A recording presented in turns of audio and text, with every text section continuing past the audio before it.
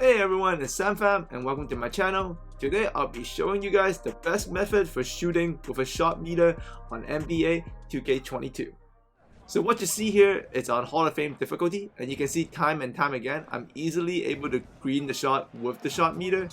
And this is because what's really happening here is I'm micromanaging a lot of the details that comes with this year's game specifically, and I'm putting myself in such an advantageous situation that I'm able to green all of these wide open meter shots.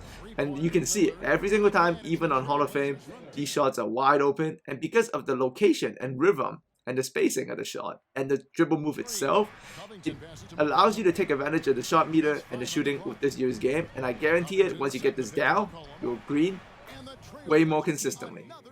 So if you enjoyed today's tutorial, please add me a like. But if you would like to see more tutorials, you can click on the card above or the link in the description below, and you will find a playlist of all 2K22 tutorials I have made all year long. And if you would like to play together or just chat with me and ask some questions, you can follow my socials right here.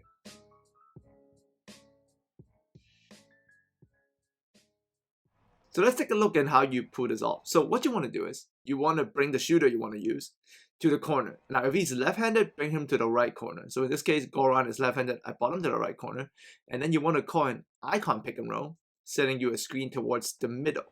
And as the screen is coming up, you want to hold on to the turbo and flick the right stick down. This is going to give you a step back. And then you're going to continue to hold turbo, push the left stick down after. This is going to help you exit the screen. And once you exit the screen, you will get an open shot right here. And you can use the square button to shoot it. And understand, when you use the shot meter, it doesn't come from the bottom. It comes kind of halfway. So keep your eye level at where the starting point is, which is halfway. And then when you shoot, make sure you only have half the bar left. And set your shot meter to red. Always set it to red. It's much easier to see. So you can see here, I'm using Devin Booker with the same move, but he's right-handed, so the results are not as great. So I'm doing the step back as the screen comes up. I'm still holding on the turbo, pushing the left stick down to exit, corner exit screen. And then I'm going to look at the meter where it rises, that's the level, and I try to shoot it, but because it's still wide open, but I didn't get the green because he's a right-handed player on the right side. So ideally, he wants to go to the left.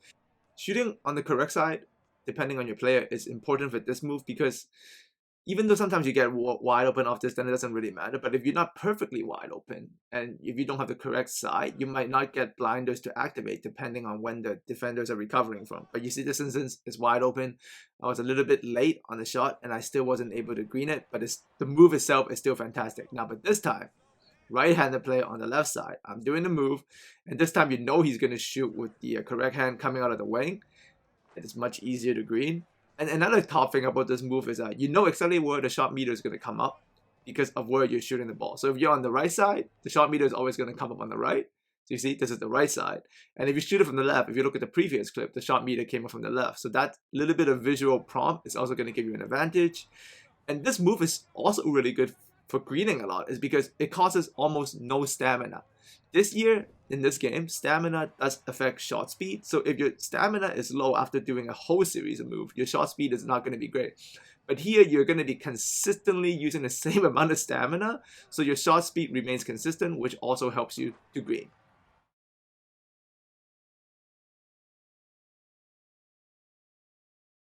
So yes, please test that out for me when you get a chance. And you can see now we're going to put it in a 5v5 setting, still on Hall of Fame. And nothing really changes. You can just go to the corner, step back. You never go out of bounds, don't worry about that. And even if there's a corner guy in there, it's not going to affect you because the spot you're trying to get to, right, is that wing area. So you can watch this play out. So I have Goran here, left-handed player, so I'm going to go to the right side. And you can see this instance, the corner man cleared, but I'm going to get this open wing spot regardless if the corner man is in the corner or not because I'm never going to the corner, right? So it doesn't really matter.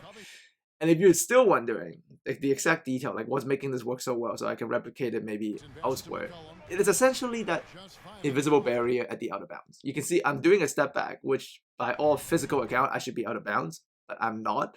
So this puts the on-ball defender at a terrible spot. And the hedge defender also fails to react to this because of the move itself and how the on-ball defender is playing it.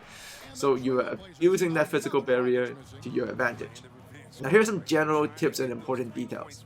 Obviously, CJ McCollum is not left-handed, but if you get comfortable shooting on the right wing, you can still do that first, but I still suggest line up the hands. And remember, right, depending on which side you are, the shot meter is always going to come up on the same side. And remember, the shot meter is also going to be halfway filled. So you know exactly where to look, right? And also your stamina is also used the same amount all the time. So the shot speed is consistent, the meter location is consistent, and because your meter is already on red, so visually it will be better. You do this enough, your muscle memory is going to kick in for the move itself, and also on that shot's meter speed, and also on the visual prompt of the red. This is about muscle memory. But the good thing is, you will be able to get rewarded from training yourself with the muscle memory, because you're going to get open every time because the defense cannot defend this. And if you sneak it in an online setting once in a while, you also have a chance to just do this exit screen. This is so weird. So this is the corner exit screen, make sure you get it down. And here's a bonus counter tip. So if they do start adjusting to it, which they will, I mean, if you score like 40 points off freeze, they're going to adjust. And when they do, all you got to do is exit the corner screen, but now this time, instead of go to the wing, turn to the elbow. If you turn to the elbow, you'll be able to get this lob, because the only way to defend that wing free is for the hedgeman to come up really high. And if they come up really high, they're going to give up that baseline lob to your roller, who's always going to roll. So watch, hedgeman comes up high, then he's going to give up that roll on the switch. So make sure you use the lob. And in regards to my impression with the shot meter, that's all this really is. I'm helping you, I've created a move for you that's going to get you open. But because it's so consistent, it's also micromanaging all of the shot meter details. Visually, it's good. It's red. It's coming on a similar side. Shot speed is also managed. A lot of you probably, in the comment section, I hear that you guys are really struggling with the shooting. And sometimes that's what it is, right? You're doing a whole bunch of different ways to get open, or a whole bunch of different moves. And when you do get open, your stamina bar is not consistent. Maybe sometimes it's 30% down, sometimes it's 40, or at worst it's 50. And when your stamina bar is going all over the place, your shot speed is going to be affected. You're not going to notice it by looking at the meter, but it is legitimately there. And because of that, that's also why you guys see a lot of inconsistency in your shot. And with this year's game, it's harder to get slightly late and slightly earlys. So that's another huge thing affecting your shots in the background that you guys might not know about.